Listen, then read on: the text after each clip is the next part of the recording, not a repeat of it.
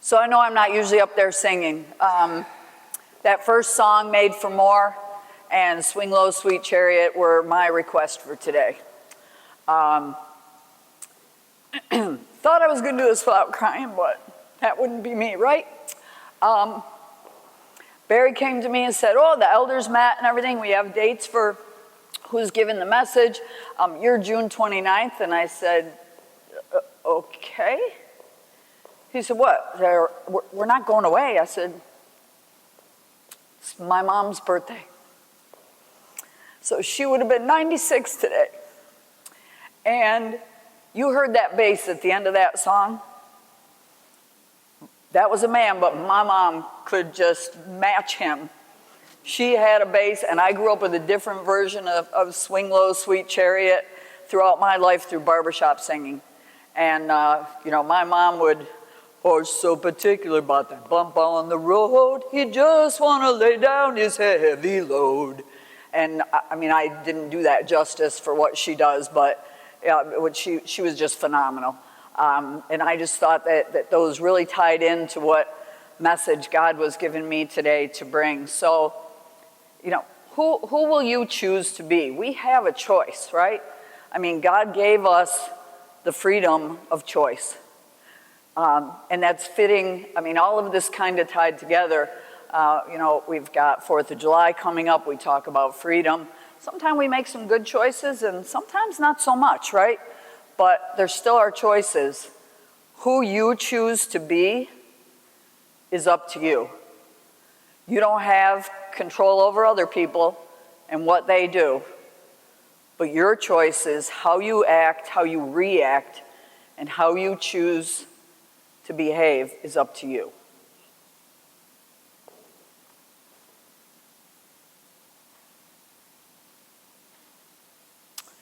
So this should look very familiar to many of you.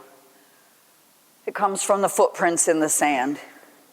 And when we talk about that, there's a lot of things that go on with that. The famous version that goes along with this, one night a man had a dream. He dreamed he was walking along the beach with the Lord. Across the sky flashed scenes from his life. For each scene, he noticed 2 sets of footprints in the sand. One belonged to him and the other to the Lord. When the last scene of his life flashed before him, he looked back at the footprints in the sand, and he noticed that many times along the path of his life, there was only 1 set of footprints. He also noticed that it happened at the lowest, hardest, most difficult times in his life. This really bothered him, and he questioned the Lord, which we really shouldn't do, but he did. Lord, you said that once I decided to follow you, you'd walk with me all the way. But I've noticed that during the most troublesome times in my life, there's only 1 set of footprints. I don't understand why, when I needed you most, you would leave me. And our God replied, my precious, precious child, I love you and I would never leave you. During your times of trial and suffering, when you see only 1 set of footprints, it was then that I carried you. How often do we forget that? How many times, because we're flesh and we're human, do we forget that He's right there with us all the time? If we believe He has never left our side and He never will. But there comes those times where we make a choice and think we can do it on our own. And it's also quite fitting that that's the sand, because to me, that has another meaning as well. When we walk on a firm foundation like this, I can run in these heels, we can walk, it's firm, it's solid. It's just like God, it's our firm, solid foundation. When we choose to wander off and kind of do our own thing, especially, it's kind of like walking in the sand, right? You get a lot more of a workout there. Sometimes it's good for you, sometimes not so much. It's a lot more strenuous. It's a lot more challenging. It's beautiful, don't get me wrong. It's gorgeous to look and see what He's done, but it's a different footing, right? It's not quite as steady. It's not quite as solid. And we need to kind of remember that. And that's why else he carries us, right? Because he's there for us. And if you notice in that first song, Made for More, talked about forgiving, right? And we always hear Luke 11:4, have memorized, and forgive us our trespasses as we forgive those who trespassed against us. But I have a question for you. How many of you have that memorized? How many of you say that here in church? How many of you apply it? How many of us apply it in our everyday lives? It's a lot easier to point fingers. It's a lot easier to push blame on somebody else than taking it ourselves, right? Also, if we're going to ask God for forgiveness, who are we to not forgive others?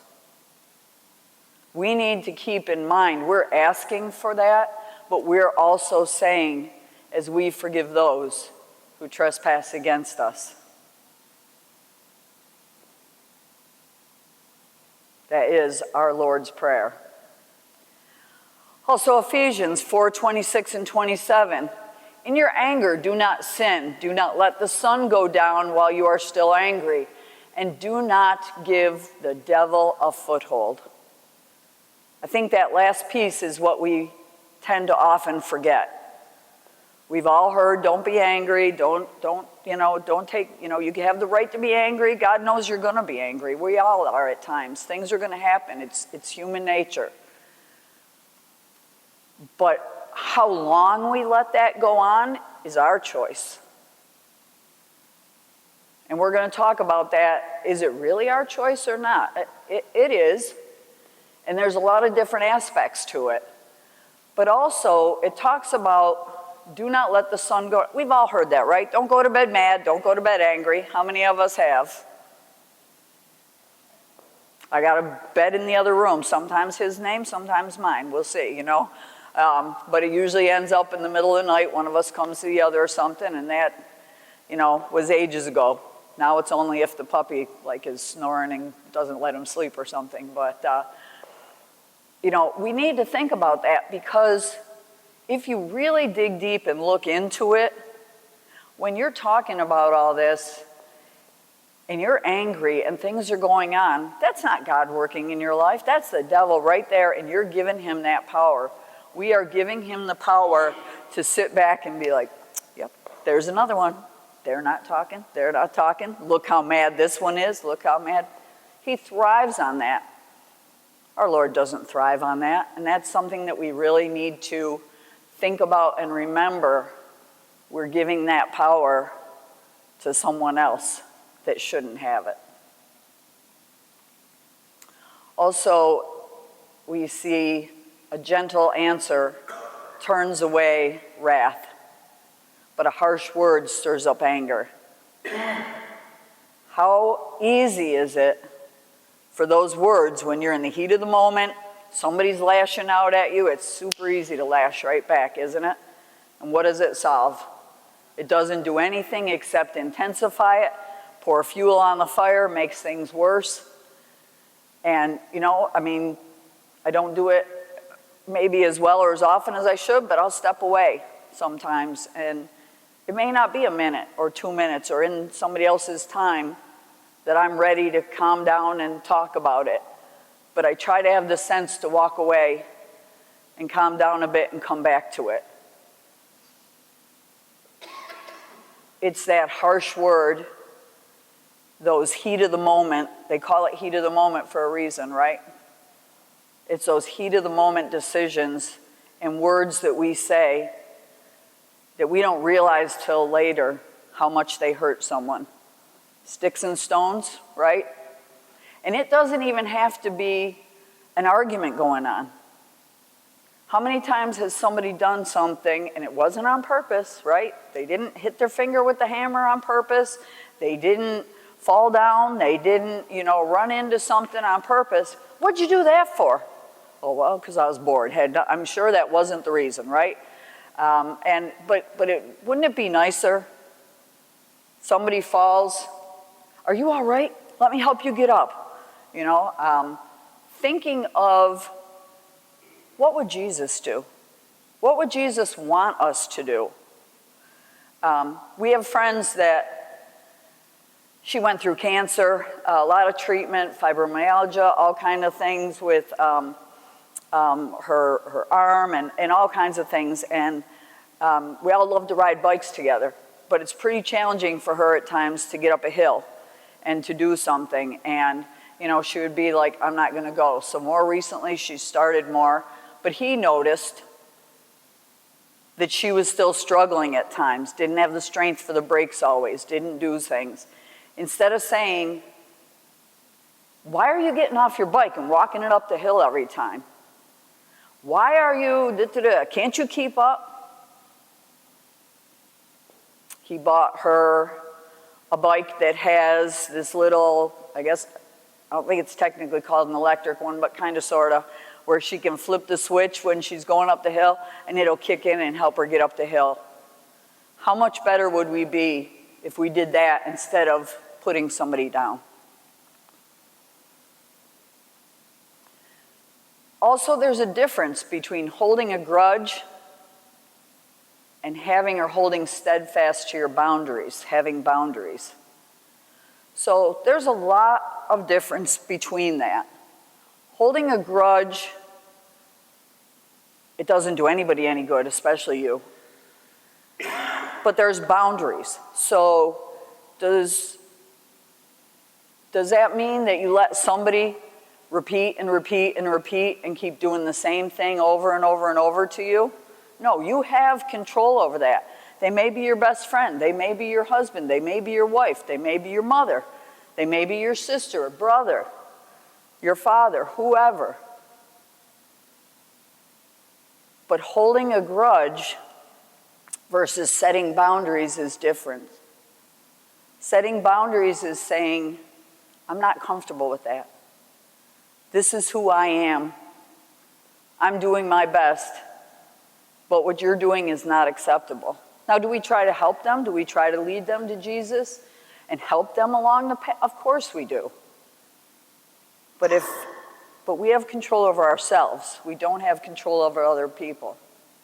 So what we do and how we handle that is up to us.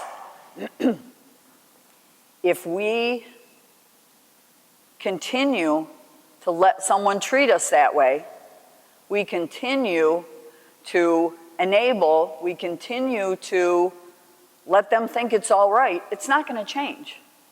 It's okay for you to call them out.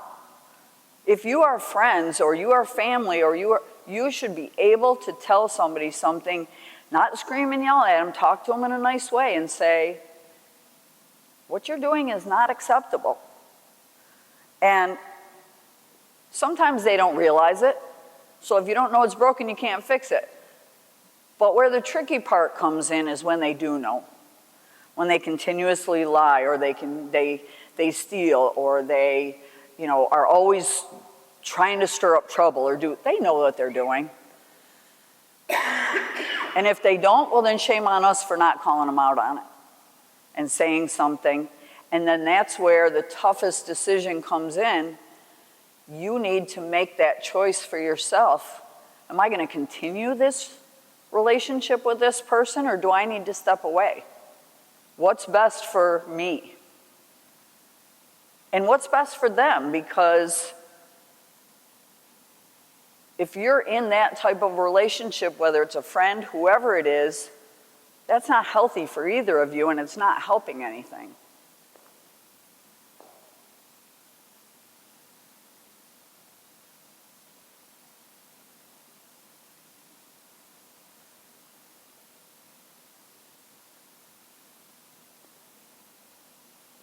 Can you go to the next one?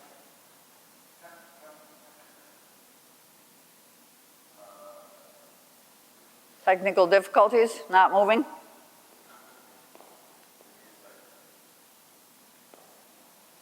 But, I mean, there's a lot of that, right? Where we continue to go on and hold a grudge, and again, many times it doesn't hurt the other person, it's hurting ourselves. Sometimes they aren't even aware.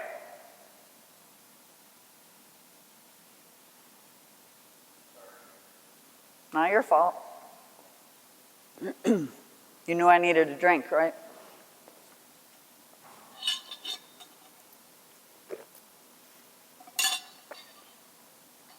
Well, I'll continue. And maybe I'll get a little out of order here, but, when we look at that, it's not just that that's something negative constantly playing in our mind. It's that loop that's going of, well, he did this, and we talk to others, and we say this, and we do that, and everything. But you don't realize emotionally, mentally, physically, what that does to you. And there's different levels, too, of doing that and holding a grudge. So, or being angry with someone, or not thinking what they did was right. There's the extreme, and there's that middle of the road where you've got that, you know that's there, you voiced it. You can't change the past. That's why it's the past, and we're supposed to be moving forward. But what happens is that maybe that person still doesn't even know that you are upset with them. Now, there's the type where your relationship continues to go on, right? You're still married, or they're still your brother or sister or your mother or your father, and things go on, but it changes the dynamics just a little bit, at least on your side, if that's playing in your head and you know that, and those things are eating away at you, if you will. It also, but that's at least that's the better path, where you are at the point where you're still in the relationship, you're still talking to people. Like, again, why it was super fitting and God gave me this message today. There was something happened along in my life with my mother, and did she ever stop being my mom? No, she was always my mom. We our whole lives did things together, church Sundays, lunches Sunday afternoon. But that was one of the things Barry enjoyed and loved all the time together. We did all kinds of things. And did she ever know that I was still mad at her? Maybe, maybe not, but probably not. But I wasn't hurting her. I was hurting myself. And she passed in 2014. And I can tell you this happened when I was very young. And it happened more than once, so I think that's why that there was a problem with that. I had a problem with it, amongst many things. But it also was the fact that I would think about that and couldn't move on from it. And I thought a million times, I need to forgive her, and it just somehow wasn't there. So about a year ago now, I think, I was driving to yoga one morning, and God said, it's time, because I was just driving down the road, and out of the blue, out loud, I said, you know what, Mom, I forgive you. Did that do anything for her? No. I repeated it and repeated it in the car. I couldn't believe what a difference it made for me. It felt that instant like a burden was lifted that I didn't even know was there. It hurts you mentally, physically, emotionally. And bottom line, when you look at it, it's refusing to forgive someone who's wronged you. And that's not what our Lord teaches us. So how do you move forward when the other person won't? We've been in several relationships or things where you want to move on, you want to continue. You are ready to forgive, and they're not.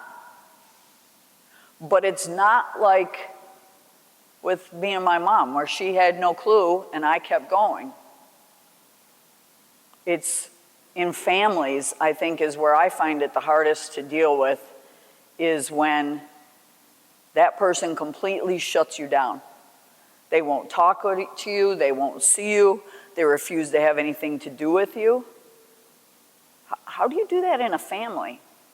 There's parents and children that don't see each other. There's siblings that don't see each other. There's all kinds of things where, because you choose to stay in that anger, you won't allow that relationship to move forward. And if it's not you, if it's them, how do you deal with that? And you can't control them. You can't get them to change. But you can change who you are and how you react to it. You can cut them off too. Okay, fine. You don't want to talk to me, I don't want to talk to you either. But you can also periodically reach out to that person. Hey, I still love you. Hope you're doing okay. Hope you're having a good day. I saw such and so today, made me think of you. Happy birthday. Merry Christmas. Are they going to answer? Probably not. But maybe so. Had that recently where I just reached out and continued. And finally they came one day and said, can I talk to you? I thought, oh, good Lord, this is not going to be good. And I couldn't have been further from the truth. Apologized and said, will you forgive me? And who are we to say no? So how do you move forward? You choose to be kinder than you feel. It's your choice. Are you still hurt and upset, angry they're not talking to you? You're darn right you are. I'm sure you are. Come on, I want to move forward. Come on, you're my mother, you're my brother, you're my sister, you're my husband, my wife. You can't make them change. You can show them Jesus. You can show them the way. You can talk to them. But until they're ready, until they make that choice, the only thing you can do is choose to be kinder than you feel. Anger, resentment, and bitterness is a burden, like I said a minute ago, we don't always realize exists. Did I know I was mad for that? Yes, I knew that. I'm not silly. I knew that. Did I realize that it literally felt like a huge weight was lifted off of me when I said, I forgive you? I immediately started crying. I went home and told him. I said, wow, I had no idea how much that was weighing me down. I've known it's there, but I didn't realize. So who are you really hurting?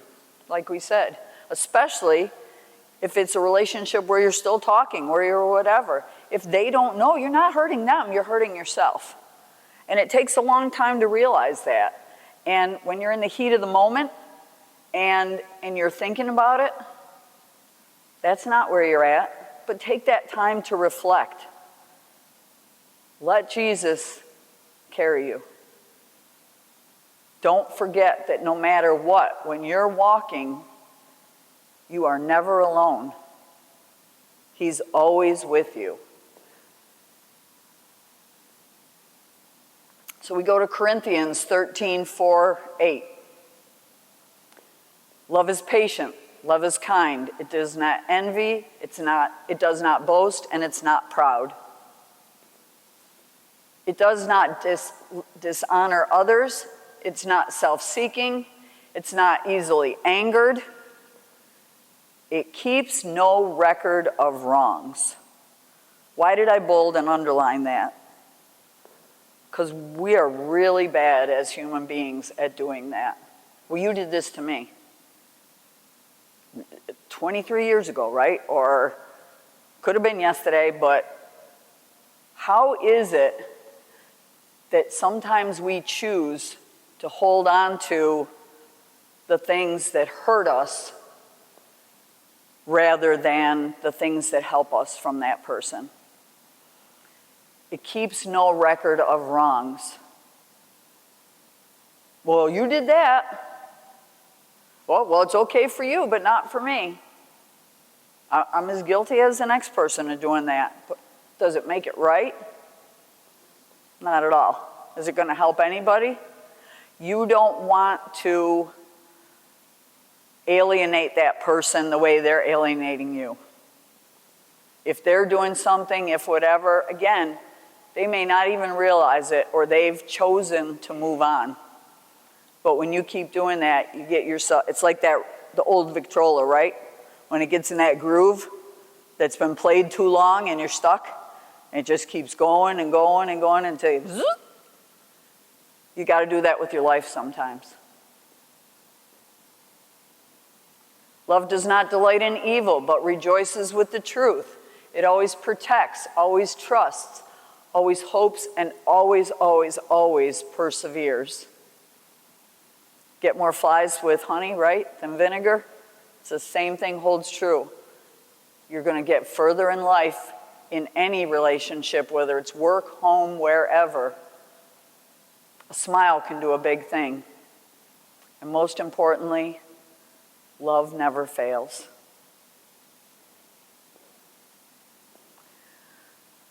So in short, life's too precious to spend it stewing over someone else's bad behavior. You can choose how you look at someone else.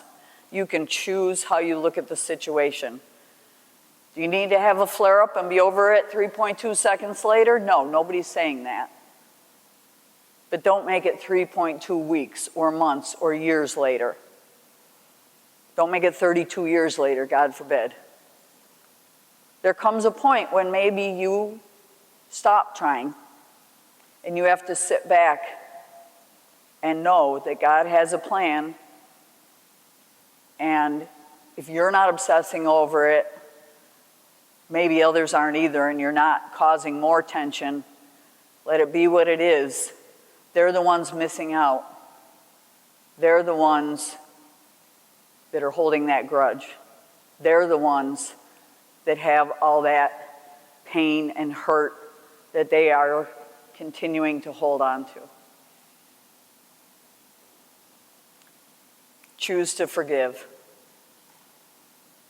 That's the big message today. Choose to forgive. That's what God teaches us. That's what He's done. His Son, Jesus, died for us, our sins to be forgiven. Who are we in the long run to not forgive? And like I said, don't misconstrue that with someone with repeat bad behavior. You choose to separate yourself from that situation, but choose to forgive. By doing this, you are glorifying God. You are being who He made you to be. You were made for more. Blossom, continue to grow. Free yourself from that. Break those chains. Make the difference for yourself. Are you choosing to stay with that heavy linkage around your neck and going? Or do you break that and set yourself free?